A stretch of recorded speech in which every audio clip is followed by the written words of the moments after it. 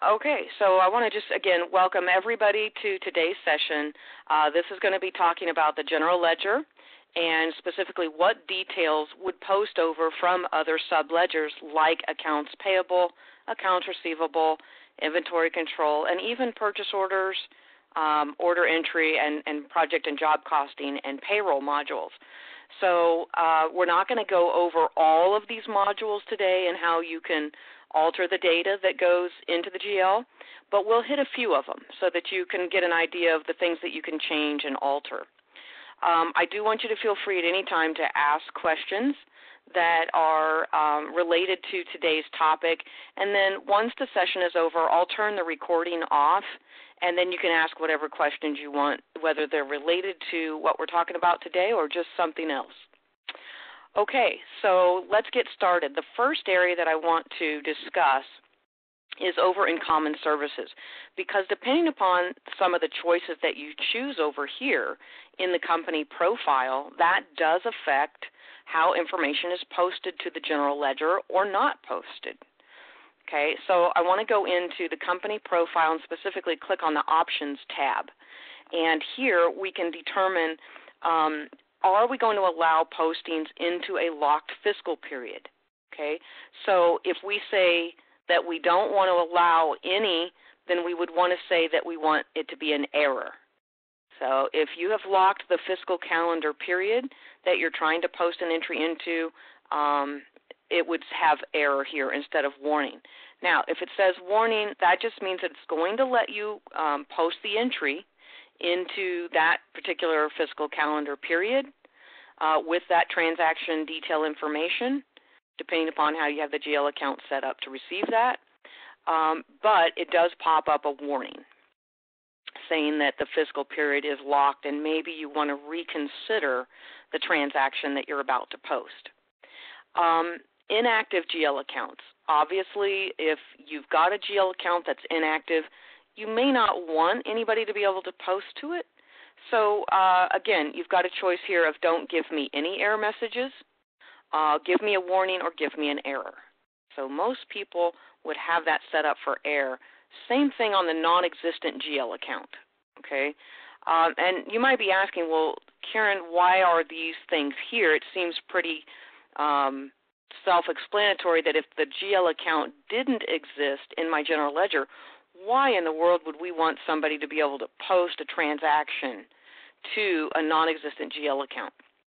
Well, the reason that we may want to allow somebody to post to a non-existent GL account is because the accountant or accountants in the company have full intentions of setting up that account at some point before the end of that fiscal period so that people can post entries to it. So there may be a good reason why we have that feature available, and that is one explanation. So these are a couple of the screens that you want to take a look at to see how is your company set up to use Sage 300, specifically when it comes time to posting.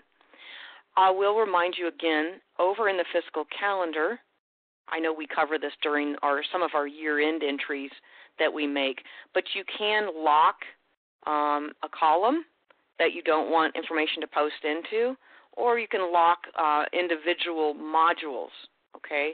So, for instance, if we wanted to lock AP or AR or the bank services module from posting any entries over to the general ledger or posting from these subledgers over to GL, we can lock them down that way. And a lot of people will lock periods to keep people from posting information into specific periods, either in the past or in the future. So, for instance, our calendar here is set for the year 2021. That's the fiscal calendar of the sample company. But if, let's say, I don't want anybody posting anything into any other period than the current month that I'm in, which for here is October, then I can also lock these other columns, okay? Or I can lock all of the rows all at once and then just unlock my column, one column at a time. The advantages of locking and unlocking are great, because I don't know who doesn't at the beginning of the year start entering transactions in, and they actually put in January 1 of, say, 2014. I'm definitely guilty of that. Now, there is another little program in the company profile that keeps you warned that you're doing that, and that's this warning date range. So if this is set to, say, 999 days, if somebody were to post something into January of 2014 when they really meant to post it into January of 2015, and you have your warning date range set to 999, it's going to allow them to do it, and it's not going to give them any warning that they've made a mistake in entering the wrong date. Okay, so a lot of times I'll see people do this, but even that might not be feasible. So if you really want to use this thing, a lot of customers will come in here and put 60 days, and that way, if somebody's trying to enter a transaction that is either 60 days after today's date, in the past or in the future of today's date, 60 days, it's not going to. It'll let you post, but it will at least give you a warning. Okay? So those are all things to consider just on how things get posted and what's allowed to be posted and what type of warnings that you've got. So that's the core of kind of where we start with this. Now, the other aspect of this is going over to the actual general ledger account. So we can indicate when we're setting up a general ledger account how we want information to post into this GL account itself. So one of the things we can do here is determine the type of account balance that it is. It's either a debit or a credit type account, and this is very important, especially when you're running financial statements, because depending upon what type of account this is the main factor that's going to determine the balance of the account. So if this is, obviously this is a debit type account because it's cash, but if I accidentally put credit in here instead of debit, it's going to turn whatever the balance of this account is around to be a credit balance. Okay, so that actually has happened at some clients where they just, going through here really quick trying to set up some accounts, and then they realize that they didn't set the balance of that account correctly. The other thing that's a factor here is if an account is a control account, okay? So if I say this is a control account, okay, which a cash account usually is, now the petty cash usually isn't, so actually I'm going to go to a different account. Let's go to a bank account. A control account is an account that you don't want all the subledgers to be able to post into. So, for instance, can somebody tell me, for instance, when we're utilizing a bank account, what would the subledgers be, meaning AR, AP, payroll, that we would want to allow to post into this account?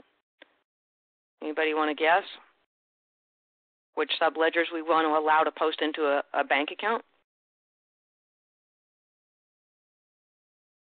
I know one, accounts receivable, because we're doing cash receipts. And if this is an account that your customers deposit money into, or you deposit it into the bank account for them, then you would want the accounts receivable to be allowed to create entries into this GL account. Okay. We also would probably use accounts payable because we cut checks out of this account. Okay. Also, if you are cutting payroll out of this account, you probably want to include that subledger or module as well. We also, if we're doing bank reconciliation and you ever do bank entries, okay, where you're putting in things like non-sufficient funds or things that you might not know about until you get ready to do the bank rec, you may want to also allow the bank services module to post into that account. I think it's BK.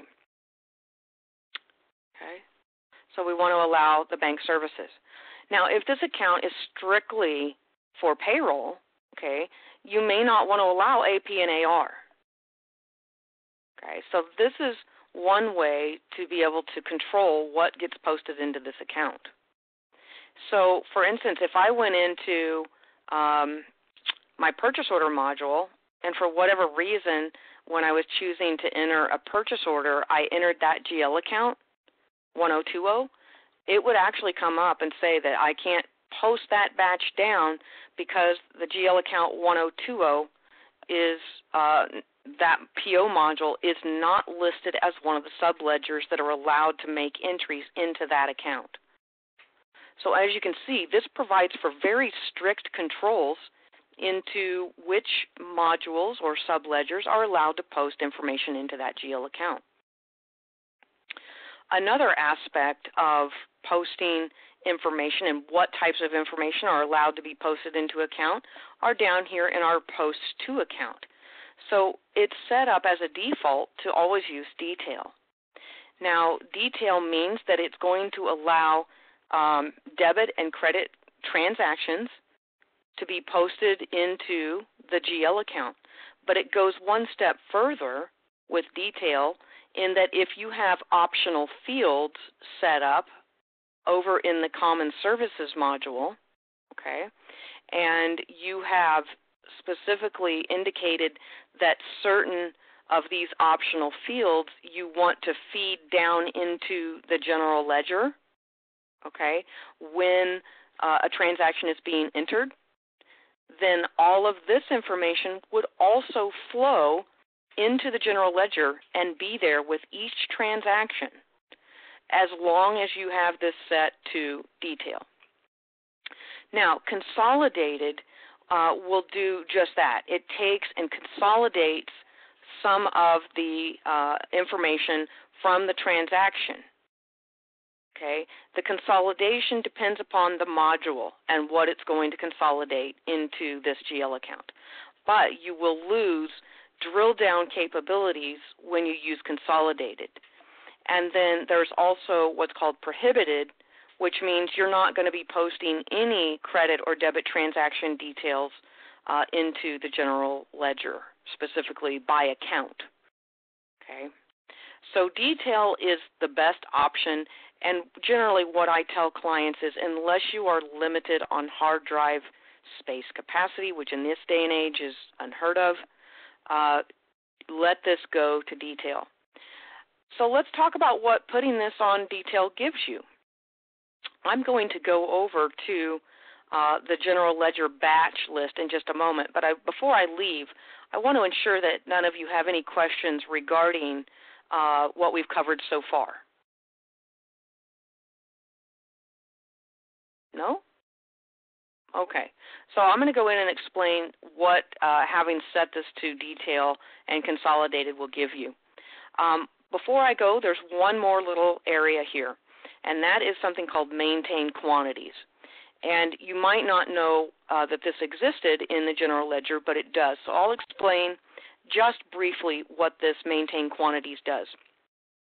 When you turn this on per GL account, you are allowed then to indicate transactionally how many of whatever you're trying to measure.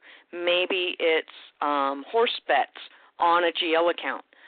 So if you're doing bets or you're doing any kind of tracking of transactions to a specific GL account, okay, you can turn on quantities and then indicate the unit of measure here. So if we were doing bets, we might say bets. If we were doing transactions for, say, quantities that we sold, maybe we're selling things by the case or we're selling things by the box. So that would be a unit of measure and that you could use when you are maintaining quantities for an item, but you're not tracking items, in other words. So this isn't going to do items, okay? It's not meant for inventory control. It's just meant for you to assign a unit and how many units you may have sold or used in a particular transaction, okay? And maybe you've got some other grand ideas about what you'd want to do to use quantities, but that's just what it's for. Okay, let's go to the GL transactions batch list now. And I'm going to make it so that we can see all of the transactions, but I'm going to center on a few here. So one of them would be like the accounts receivable ledger. So right now, I don't really have any idea what this batch is for, okay, other than I can see that it was posted. I can see when the batch was created, the posting sequence, the number of entries that are in this batch, the batch total, and the date of the batch, and I can see my batch number. If I open this batch up by double-clicking on that, it's going to take me into the originating batch that sent this over to the GL. And in this case, we can see that this was an accounts receivable payment batch. So that typically means that we probably received cash for goods or services rendered to our clients, and they're paying us for those. And in fact, that's most likely what this is. But we can see here that we have a credit to accounts receivable, and we have a debit to cash. Now, I can tell that this is probably a cash receipt just based upon the transaction types here of debits and credits. And having done accounting for many years, I can tell that that's probably what this is a cash receipt payment. We also have knowledge of that by looking at the source code right here in our screen. So it says AR payment received, so we already know that this is a cash receipt. Now, I can also tell a little bit about this batch. I can see that there's a reference here, 7200-Can-Am Industries. Okay. I can also see that there's a little bit of information here. It says check 1005 FC Bank. But what is that? Okay. And what specifically is this information? If I am new to your company, I may not know what these fields are and how they got here and who told that information to come over. We also have a comment box over here that we can control. So I can see that this says INVCORP001. I may not know what that is either. So a couple of things can happen. I can actually go in to drill down further in this batch. Okay, so I can go to my details here and look and see, but I kind of just see the same information, right? I can drill down up here with this entry number. So if you see here, I can drill down, and now we're actually taken into the actual accounts receivable entry. Notice how my screen at the top says AR receipt entry. So here I can learn a little bit more. So for instance, I can see that this is customer number 7200. This Can-Am Industries looks like it might be the name of the company, but again, if I'm new, I may not know that that's where the company name is. Now, you all probably know it is, but if I'm new, I don't. I can see that we have a check number here, so we have a payment code of check, and we have a check receipt number of 1005. Down here at the bottom, we have a document number, and that's that INV Corp 001, and we have the applied amount of $100. So if I open that up, I can see exactly what this transaction is in more detail. So I know now what this is. I know what customer it went to. I know the amount. I know that it was a check, and I know what the check number was for whoever entered this receipt. Now, that is all capable of being drilled down into by clicking that little button up here that says drill down without having that GL account attribute set to detail, okay, where we were talking about just a moment ago. I'll go back there again just to make sure you understand what I'm talking about.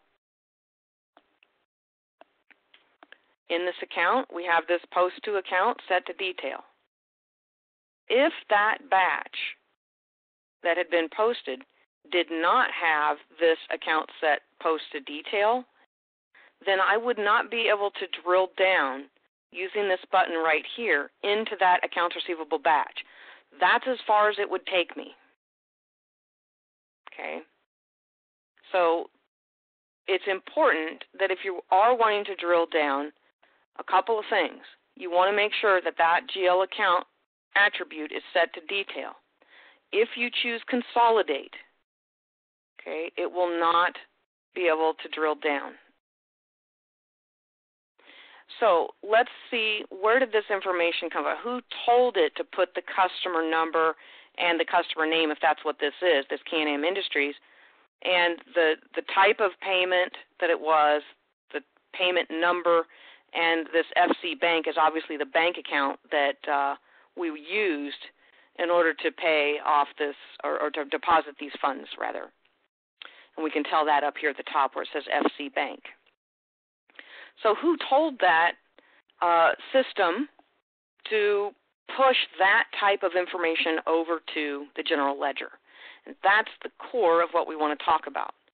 So let's do that. So we know that that information came from accounts receivable, right?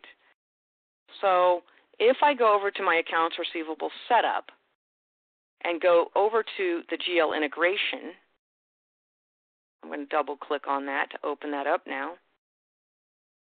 We're going to go to the transaction tab, and specifically we're going to go to the receipt section. And I'm going to go ahead and click the open button down here at the bottom, and that is going to bring up the receipt information that we were looking at here. So for the main receipt portion, here we're telling it what to feed the general ledger. So right now we're saying put in the description over in the GL entry description. For the GL detail reference, we're telling it to use the customer number and the customer name. Okay, and that's exactly what we saw just a moment ago when we were looking at that GL batch. So if I go back to our batch, and I'm going to go to that accounts receivable entry, make this a little bit bigger. I'm going to open that up, and we're going to drill down. We know that the customer number was 7200, and now we know that Can-Am Industries truly is the customer name. And that's what's showing up over here in this reference. And that is there because when we're talking about the AR-GL integration, these are the two things that we've told it to use when it pushes information over to the general ledger. Now that's on the GL detail reference, okay, which is this field here. We also have this area that's giving us the description. So let's go back to the accounts receivable GL integration and go to the GL detail description area. And there we have a payment code, a check or receipt number, and a bank code. So that's exactly what we're seeing over here is the payment type, which is check, okay? And again, if we drill down, that's coming from right here, this payment code type, okay? Then it's the check number, and then we're telling it to utilize this bank code. So that would give us more information about this particular batch that came over from accounts receivable. We further have another field called GL detail comment. Now in here, there's nothing here for the receipt section. So that is how we can pull information into that top receipt batch area. Now, in the receipt detail, okay, we also have information as well, which is the same as the receipt batch header information. So there's the details, and from all appearances, it looks as though the details are matching what the receipt header has, okay, with the exception of the comments field. So it's set to use the apply to document, which we know was the invoice number. So if I open up the receipt detail, we can now go to the GL detail comment, and we can see that it's using the document number that we want to apply the receipt to. So going back to our GL detail drill down, we know that that document number that we applied this money to was in fact this invoice number right here. Okay? And that's what we're seeing when we scroll over to the right here in this comment field. So this is our GL journal entry that we received from the accounts receivable module, and specifically the AR receipt batch information. Now, you might be asking, well, why are there two? Why is there a receipt here, but then there's receipt detail, and why are they the same? Well, that's a good question, and they don't have to be the same, and that's my whole point to you today, is that if you wanted to go in and modify the information that's coming over from the accounts receivable module by transaction, this is the area that allows you to do that. Okay? So for the receipt detail, that's where all of this section down here is coming into play. So all of this section here is controlled by what you put in the receipt detail. The other sections are the detail here, and that's also being fed in. Now, I had mentioned that during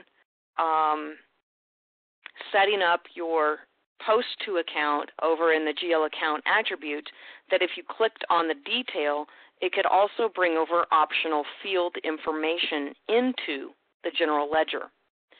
And I want to talk to you about that as well. So I will go into another explanation. That was accounts receivable, and specifically that was the receipt. Now there's probably, if we open up another batch here, this one is for accounts payable payments. Okay, let's see if I can find one for invoices. Okay, so here's one for accounts receivable invoices, which is also going to have its own GL integration.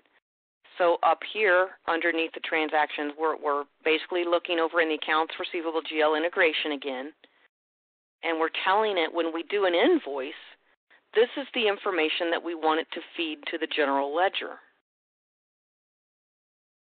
So we can see here, again, we're using customer number, customer name, then we're using the document type and the document number. Okay, so here we can see the document type is invoice, and the document number is INV Corp 001, which just happens to be the original invoice for the payment batch that we just looked at. So we also can scroll over and see if there's any comments, and there is. So IN-26, if we don't know what that is, we can go over to the AR GL integration and see that that is the batch type and the batch number. Okay? So if we were to go do any kind of research on this, we could come into the GL, and if we didn't know what was the batch that it originated from over in accounts receivable and what type of batch it was, then here would tell us, because we've told it, put that type of information in the comment field over in the general ledger whenever you post an invoice from accounts receivable. So IN is obviously for invoice, and 26 would be the batch number. Now, we can drill down again because obviously detail is turned on for that account. And here's our batch 26, and this up top says AR invoice entry. So we do know, in fact, that that was batch 26, and we also know that the document type was invoice. So there's where it truncates and puts IN. Now, let's close that down. Does anybody have any questions about the ARGL integration before we move on to how do we get the optional fields into the general ledger? No? Okay. Before we close this area down, I do want to let you know that each of these transactions types, you can set them up differently. So you might have seen, like if I go into invoice detail, and I went to the GL detail comment, if you didn't want the batch type and the batch number, you can exclude those by just taking them off. Okay, so if you said, look, that's just getting to be too much information, and you don't want that over in the general ledger, then you don't need to put it in there. But you can always come and put it back too if you need to. You also can add to it. So if you said, well, I not only want to know the batch type and the batch number, but I want to know the posting sequence. Okay. Now when I start doing accounts receivable invoicing and create an invoice batch, it's going to start including the posting sequence number in addition to the batch type and the batch number. So I'm going to see more information now. I will warn you that it will truncate this information. So, for instance, if you start telling it to include customer number, customer name, and let's just say we want category and we want the description and the document number, it's going to truncate. It's not going to be able to fit all of this information in that GL detail field, because if we go over to that section of the general ledger, there's only so much field space allowed in that GL entry description area in the first place. So you might want to, before you start going crazy and changing some of these things, which I'm not discouraging you to change it, I just want you to make sure that you know what you're changing and the type of information that you're going to get, and will that be valuable to you over in the general ledger when you're trying to do research. So before you start changing things, go and look at what different fields that you are allowed to choose from, and then understand if that's going to be something that your company is going to benefit from looking at. I always tell people when I initially implement a new system for them, why don't you allow the defaults to come over first, unless you specifically know what it is that you would like to have post over from the subledgers to the GL. Okay, so let's go over to our optional fields. Again, in our AR setup, we can control which optional fields might be posted to, say in this case, either invoice information, okay, or whether it's invoice detail information. You'll notice that when we choose invoices, and you may not have, let me go up here to the customers and national accounts. There's a button down here at the bottom called Settings, okay? Right now it's grayed out, okay? That's because when you add a new customer or a national account or a customer group, that information, there's really no way for it to flow to the general ledger, because that's not a transaction or a data entry that would affect the general ledger. Okay, just by adding a customer doesn't affect the general ledger. But as soon as I go to my invoices, for instance, that is a transaction that obviously could impact the general ledger. So now our settings button is lit up.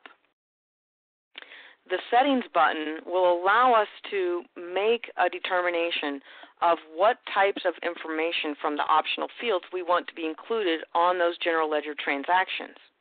Okay, so when you pick these different accounts, you're saying that you want the general ledger to receive optional fields that are associated with this type of transaction. And what I mean by this type of transaction, I mean an invoice transaction, and specifically with these GL accounts. Now, you might be thinking, well, how do I know what GL accounts these are? Okay, these are controlled, these accounts, by what you have over here in your account sets. Okay, so notice that these accounts look an awful lot like the, let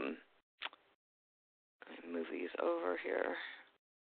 These account sets look an awful lot like the GL accounts here. So we have receivables control, we have a tax liability account, we have a receipt discount, a prepayment account, and a retainage account. So all of those accounts are here. So if you have more than one account set code set up, then these accounts will be the ones that get hit with the optional field information that you put in. So what we're saying is that whenever an invoice is put in the system and we have told it to include that type of information, we want it to include those optional fields in these GL accounts. Now, if these GL accounts over in the GL have not been set up to details for the post to, guess what? That's not going to allow us to capture that optional field information. Okay, so these accounts that are here, if you've used them over in your accounts receivable account sets, they need to be set to detail for the post to account in order for it to receive optional field information. Now, some of you might be asking, well, what are optional fields and why do I care? Okay, optional fields allow you to track additional information about transactions. Okay, so specifically, if I wanted to know the freight method that was utilized on a transaction, specifically in the invoice details, it would send that information over so that it would make it available to me in the general ledger. So that every transaction that had that optional field filled in, that had posted over into my batches from a subledger, would be available to me. Now, I don't know if there's any batches in here that have that information, but if it did, it would be here in this optional fields information, and it would show up here. Okay, so if there was information to push over to the accounts, that's where it would be. Now, this may end up having been an original invoice that came from order entry and not AR, which it looks like it was because it has a shipment against it. So in this case, okay, this information that's controlled here is not coming from accounts receivable, but yet it's coming from order entry. So if we go to OE setup and look at the optional fields there, we would need to determine if when we were doing shipments and invoices, are we sending information over to the general ledger for those accounts as well? So as you can see, we are sending some information over, but not everything is checked. So depending upon how you have the optional fields set up, that determines whether the information will post over to the general ledger. And you'll notice that each transaction, whether it's an order, a shipment, is going to be different for how you can set up optional fields. But only shipments and invoices and credit notes would affect the general ledger. So if I went to orders, you'll notice that my settings button is now grayed out, okay, because entering an order does not affect the general ledger. Only shipments do, and only shipment details in this case, and only our invoice and invoice details.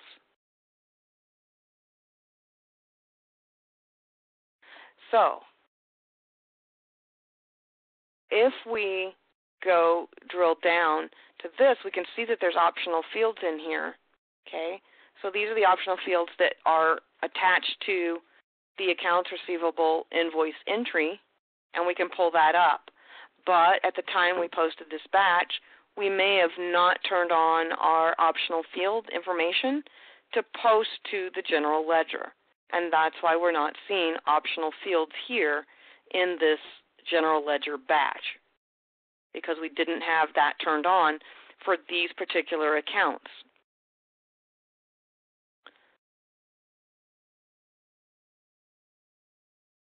Does anybody have any questions about what we've covered today? Okay, well, that is today's session. I'm going to go ahead and turn off the record button.